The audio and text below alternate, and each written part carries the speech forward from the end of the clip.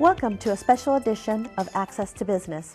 My name is Guadalupe Velasquez, and today we'll be talking about female businesses being certified with the city and Mayor Coleman's Small Business Summit.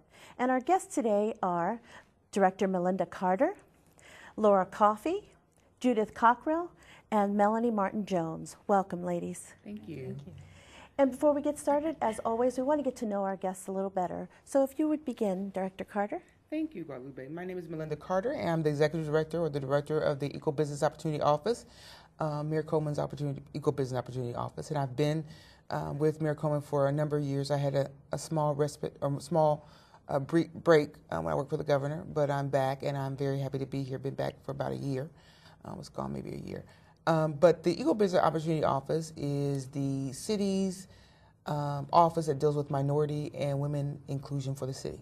So that's what our efforts are directed toward. And so we're really excited about the Small Business Conference, the summit. We're really excited about the direction that Mayor Coleman has instructed us to go in. And I'm looking forward to the conversation today with these wonderful women-owned businesses. Great, thank you. Laura? Hi. I work with Tech Columbus, and our mission at Tech Columbus is to grow tech-based companies here in the Central Ohio area. And so we do that through mentoring and funding assistance. So if you're an individual with a great idea and it's in the area of IT, advanced materials, bioscience, renewable energy, and you think, okay, I've got this idea, but now what do I do with it? They can come to us, and I'll be that first person that helps them to get through the system, and we'll talk to them about their business idea, and through mentoring and in some cases funding assistance, help them to get that business idea off the ground. So, Wow. Judith? Hi. I'm Judith Cockrell, and I am president of Maria Louise Consultants. I am a consulting firm that works with nonprofit, public sector, and private organizations on planning and programming. Great, thank you. Melanie? Hi, Guadalupe. I'm Melanie Martin-Jones. I wear a couple of different hats. My full-time job is an attorney with Porter Wright Morrison Arthur. I've got a fun practice. I do copyright, trademark, and patents, so I don't see a lot of the negative parts of the law, which is fun.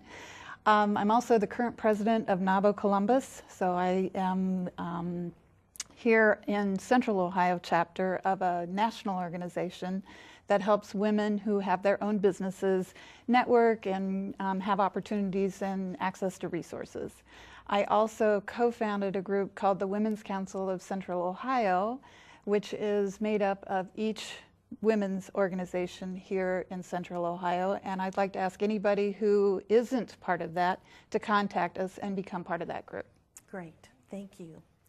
Now, I understand it's very important to be certified as a female business owner. Could you explain to us why that's so important? Certainly. The City of Columbus has over 400 businesses that are minority certified with the city, and that's minority and female. We have about 130 businesses that are certified as female-owned businesses. The reason why that's important is that who you purport to be may not be who you really are. That is, to be a woman-owned business is more than just owning 51% of the stock. You've got to control and own it. You've got to control the day-to-day operations of that business. So we certify you to make sure that's true.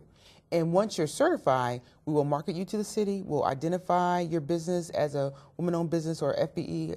We use different nomenclature so that we know there are women out here that do this, and why don't we utilize them? We need a very diverse vendor base, and that's why it's important to be certified. Now, there are lots of legal reasons, and the reason why I say that is that a lot of the programs that you may or not be familiar with in terms of inclusion programs talk about availability, and that means, are there really women-owned businesses that do work in technology, that make websites, that do whatever?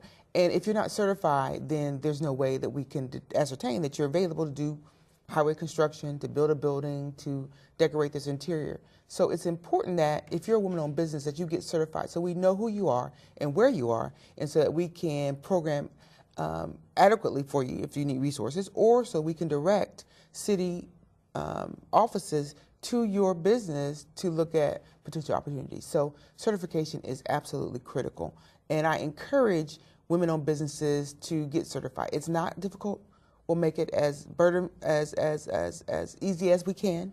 There's information that we need, but it's really important. I always say, and I don't have it on today, when I used to go across the state, and also in all of my travels, is that, a lot of times we wear things on us to indicate what we like. I went to OU, and so I'll have a Bobcat shirt on, or I'm in a sorority, I might have that on. I'm in social organizations, and I might have a gold necklace that has that on it. And that's because I'm proud of it. And not only is that important because I'm proud of it, it's important because people can emulate it. Same thing for women-owned businesses. It's important to say you're a woman-owned business if you never get any work because of it, but because other women may look at you. So I think certification is important for that reason alone. So I encourage any women-owned business who's out there to please consider certification, and we'll work with you to make that happen. And all they have to do, the process is go to your website? Go to our website. The information is online. We do an on-site, and we also have reciprocals certification process. If you're certified in another agency, it may be even faster. And we're in the middle of negotiating a reciprocal agreement with the private sector certifier, the South Central Supplier Development Council, to make their certified businesses automatically be certified with us. So we're trying to reach out in every way we can, but go to our website and we'll make it real easy for you. Okay. Thank you. And we'll talk some more about that. Okay. That sounds very interesting. Now, Melanie, you have some statistics that you'd like to share with us, correct? About women, female-owned businesses. And I'm excited about them. There are over 8 million female businesses here in the United States.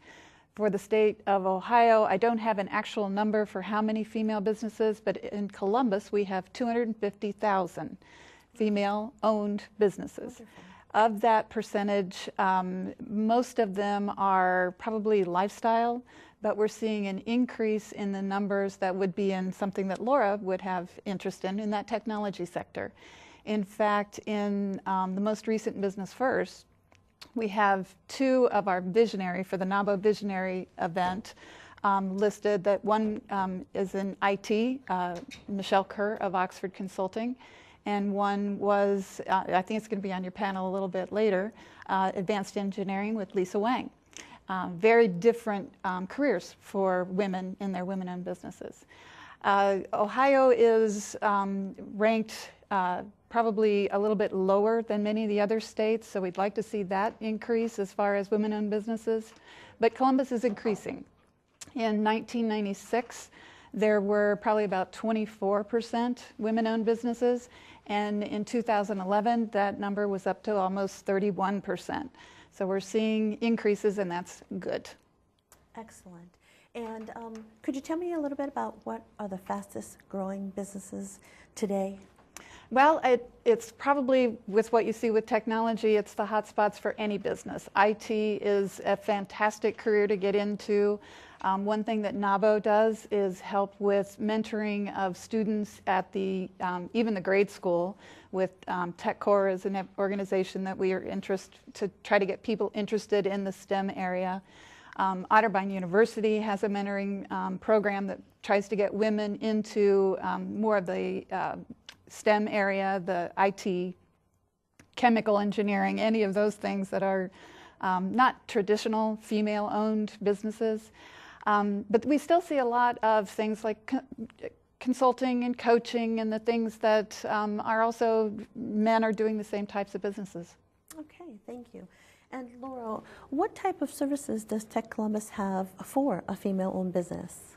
You know, the biggest, some of the things that we do is we provide the mentoring. So we have coaches on staff that have been there, sort of done that. They can take your idea and help you to get it commercialized and out there. We also have funding resources that we look at to help companies to grow. We also do a large number of programmings. I had started several years ago the Women in Technology and Science event to try to get more women to come into Tech Columbus to meet, to connect, and to really be able to learn from each other and to help them to move forward. So. Okay, great. And Judith, I understand you're a new business owner, correct? I am, yes. Congratulations. Thank you very much. And could you talk a little bit about what the process was, how you got started, what partnerships you or agencies, services you utilized to get going? Absolutely.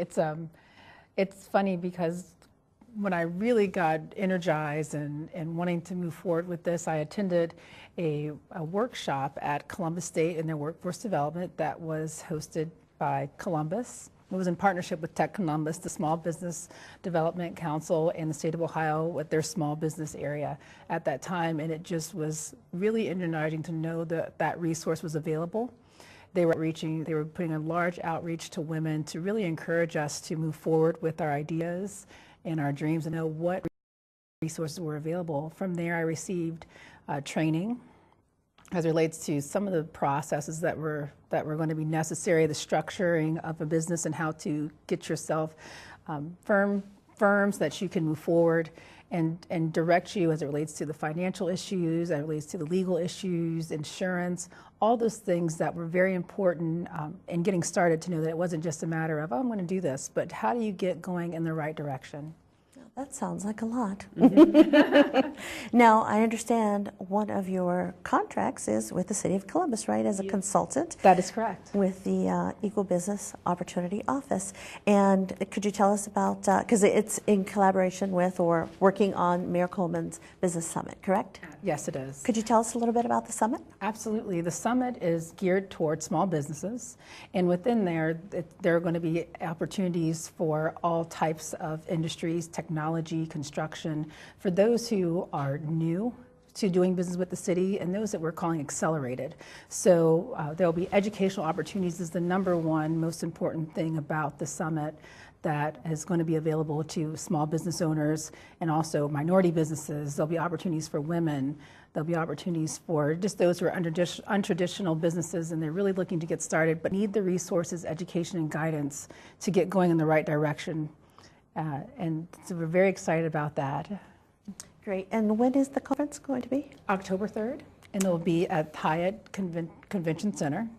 And all registration is available online. There's tons of information as well as the agenda, the programming opportunities that are there for you to see what opportunities are going to be there that could be more geared toward what you're looking for as it relates to getting education, to become a stronger business, and also having a strong relationship with the City of Columbus. And I understand that, Melanie, you are one of the speakers. I am, and I'm looking forward to it. And what I want to do at that conference is present what NABO's backbone is. And not only just opportunity, we have information, resources, and opportunity. So we provide women business owners from all sorts, from the very beginnings, starting up, so come see NABO, Yes. all the way to women who are in the millions of dollars of revenue. And those women help each other. They give each other tips and confidence. We have roundtables that do advisory board, typical like a business that would come in and look at what practices may be improved. We provide them resources, so we have things like the city's opportunity to get certified, and then we provide opportunities. And those, one of the things we have, if you're a NABO member, if you sign up as a NABO member, we have a person who looks through all of the contracting opportunities and matches those opportunities up with a person's NAC codes as entered into our website. So it's something where you get spoon-fed these opportunities, and it's a wonderful thing to have available to you. Well, after Judith explained everything they have to do, thank God that somebody's helping you do it. Now, Director, you were talking about the various certifications and how by being associated with one, maybe it will help then and automatically include you as being certified, correct? Right. With another. So could you talk a little bit more about that, just so that everyone understands, our viewing audience understands, again, why do you have to have 3 or 4 certifications? Well, certifications, there are a number of certifications in Ohio. And as a matter of fact, some years ago we had a list and we had like a matrix show different certifications. But Central Ohio, I think there are about 8. All the public agencies have separate certification, and there are at least 2 private sector certifiers, one which is WeBank, and the South Central Supplier Development Council, which is the minority private sector certifier. If you want to do business with Nationwide, Kroger, some of the larger corporations, they are members of this private sector. The public ones would be the school board, CODA, ODOT, the state of Ohio, I mean, it's on. So a minority business can spend a lot of time getting certified, not only in Central Ohio, but across the country. And the reason why is that these programs have been narrowly tailored. In that, I mean, they have to only benefit those people who qualify. And each area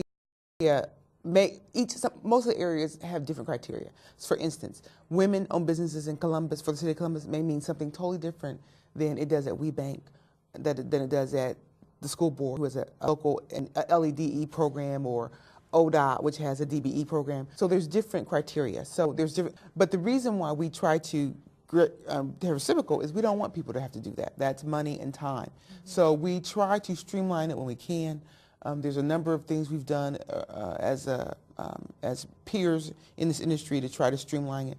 And so reciprocal is one of the ways we're trying to do that. But certification is a monster from a women-owned business or small business perspective because it takes time. And so we're trying to tame that to the extent we can. So certification is something that is really important to do, and I encourage people to do it. And if there's suggestions you have how we can make it even faster, or it has to be credible, though. That's the issue. It has to be thorough, but it doesn't have to be painful. So if you have suggestions, you welcome them. Just please go to your website. Go to our website, shoot me an email, and you can do that on our website. Stop me on the street, call our office, whatever. But we're open to those, we don't have any ego related to that. So if there's suggestions, people used to serve on, I think, 7 certification committees in the city. Oh my. So I know how burdensome it can be, and I know there are issues. So please share that with us. Okay, thank you.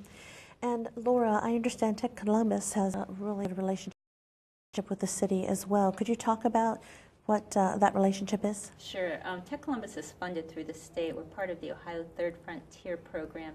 And so at the time where we received funding, we had private and public partners, and the city of Columbus is, of course, one of the big partners in that program.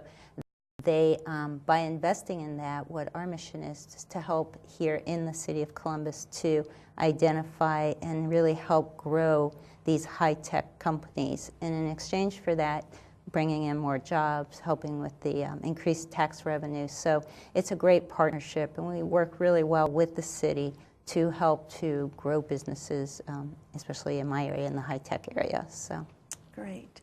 And Judith, let's go back to the conference. Why do you think, and Melanie chime in as well, what will women find specifically at Mayor Coleman's Small Business Conference, which is on October 3rd, and at the Hyatt Regency? And also, what will women find there at the conference, and why should women go? Sure. Well, I kind of have a bit of a top 5 list in the David Letterman fashion of why the conference is so important and a great opportunity. One, it sparks creativity. We get used to the same thing every day, and this is just a wonderful way to come and get re-energized and attend the conference. 2, number 4, market to your potential clients. 3, learn about your competitors. It's a conference for small businesses. There'll be lots of information sharing, and so you know that those individuals and your colleagues in the industry are going to be there getting information. So it's a great opportunity to come and see what's going on, and maybe get a step up on your on the competitor. 2, in-person networking, of course, is very valuable. And last, most important, is it's an educational opportunity. Great. I'll chime in and say networking is probably the most important thing for a small business, because they're not out there with the huge marketing budget or anything to be able to get their product or their service known to the community. So I think coming to a forum where it's perfect for you not only to meet other small businesses that you might be able to market to, but there's going to be corporate people there as well. So you might find opportunity where you didn't think you'd have it. And if nothing else, it's going to be a lot of education. There'll be information to pick up on maybe how to get your product or your service out easier, better, faster. And Director?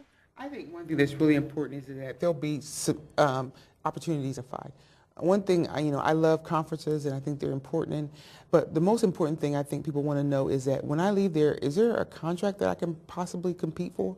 And so one of the things that the mayor has instructed us to do this year, we have something called agency inclusion plans, which every director, including myself, has to create a plan for our department about how we're going to meet his goal of being inclusive. And those will be available, identifying how they're going to do that, what opportunities are available. So people could absolutely come to the conference, look at those plans, meet other directors and other people in departments that make decisions, and say, you know what, the opportunity that I could bid on and that I can I can be competitive with.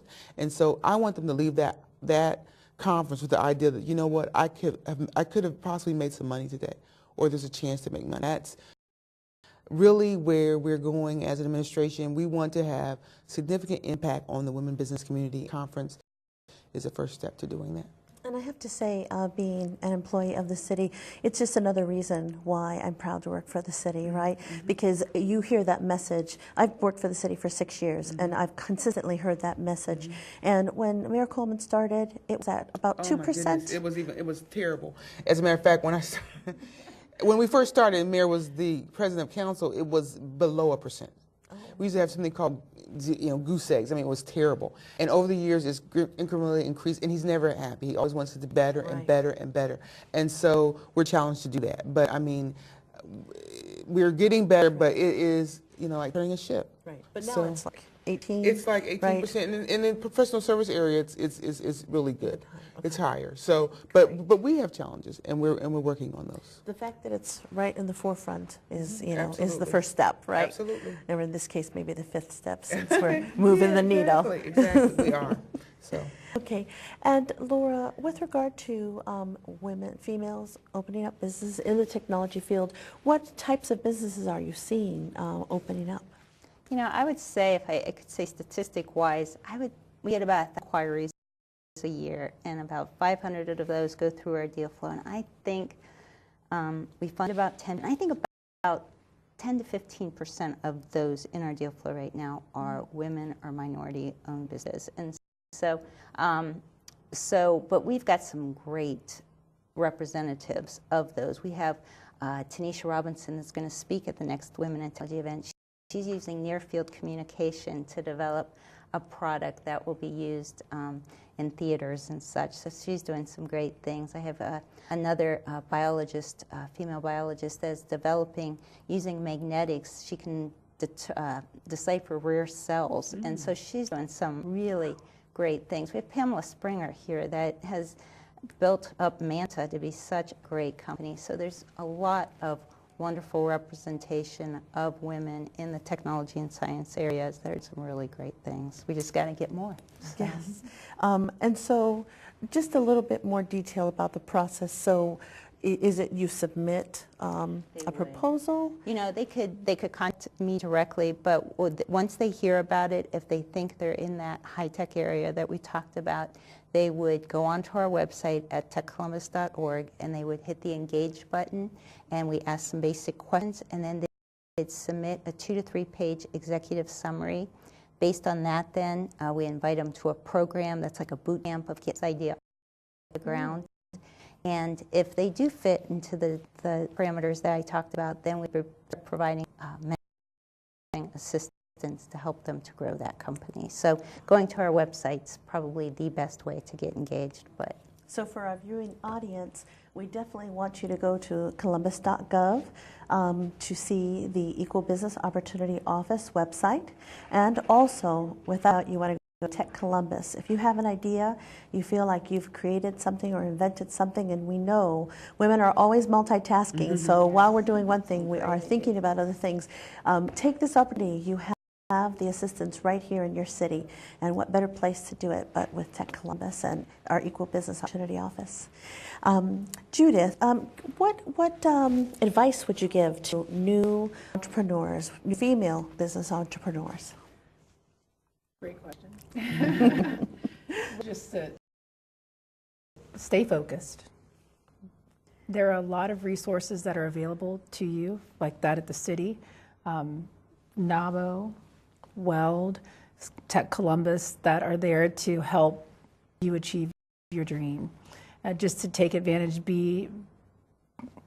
go out there, explore, find out what's available. You find out the resources are there and are waiting to be able to be there to assist you. Just stay focused on that and take advantage of the resources that are there, and it'll all work out. Great. And what type of consulting services are you providing? Yes, sure. Yes. I'm doing planning and program consulting, in addition to some development work with nonprofits. So that work has been very exciting for me. It definitely allows me to have had the opportunity to work with, at the state level, with commissions, working with commissioners from across the state, and achieving some of the 3 projects they're doing that are geared toward youth. in addition to helping, working with EBO with the MBE Summit and coordinating idea sharing with all the MBE coordinators from the big 7 cities here in the state of Ohio. What are you doing? You know, what's been successful? How can we help each other to provide more resources, services to minority businesses that are looking to grow? Great. And Melanie, regarding NABO, there's been a few acronyms that I think we should spell out here. So I heard MBE. So MBE is Minority Business Enterprise. And then NABO is the National Association of Women Business Owners. Great. And in addition to creating environments for women to network, what other events or services do you provide to women-owned business? We have a monthly program, and that program is educational, so it will be a topic of interest to a woman business owner. We have roundtables, which are limited to our members. And again, that's kind of like a mini advisory board, so you can have confidential discussions with other women business owners, and they're set up with either higher revenue companies or startup companies, so you have different levels of that. We just finished our Visionary event, which is our premier event of the year, when we honor a Central Ohio women business owner for her, not only efforts for her business, but the effort for the community as well. Okay, we're starting to wrap up our show. I have enjoyed interviewing all of you and learning more about what you do. Laura, I know that you said you had an event coming up as well. I do. It's the Women in Technology and Science. It's for women who have careers and businesses in the technology and science arena. We usually get about 50 to 60 participants. Tanisha Robinson is a serial entrepreneur, and the title of the workshop is "It's a Terrible Idea to Be an Entrepreneur and Why I Do It Anyway." So she'll talk about that experience and what that's like. So it's 7:30 to 9:30 on September 12th. Great. Thank you. And again, people can go to your website to find that information. That'd be wonderful. TechColumbus.org. Correct. And then also, Director, just some final words on how women can get more engaged with doing business with the city. Well, I think you should think of the city as a customer. The city buys everything, and we don't make anything. We make a few things, but not a lot. So think of the city as a customer and try to identify what you think you might be interested in, and then go after it. I mean, I don't want any woman that's in business to think the city is not a potential customer. We are. We buy $1 million of all sorts of things from all sorts of businesses every year, and you can be one of those. People don't think about not the opportunity you may not have, but the opportunity you may have. And a $100,000 contract may turn your business around, or a $20,000 contract turns around, or $500,000. And all those are levels that have gone to minority businesses over the past year. So please do that. I want to say one thing about Judith's business. I've had the pleasure of working with her here when I was in the city of Ohio. She's wonderful. And she has done a great job with the Small Business Conference. And I'm so glad that she is a growing small business in this community. And she's gone for a long time. And any business or any person that needs help in organizational management, she's done a phenomenal job for me. So I really appreciate it. Congratulations. Thank you, ladies. And if you are a small business owner or thinking about becoming an entrepreneur, please remember about the summit, Coleman's Small Business Summit, which is October 3rd at the Hyatt Regency. Go online and sign up. You'll be sorry. And with that, we'll end this half of the show and return with a few more guests. Thank you.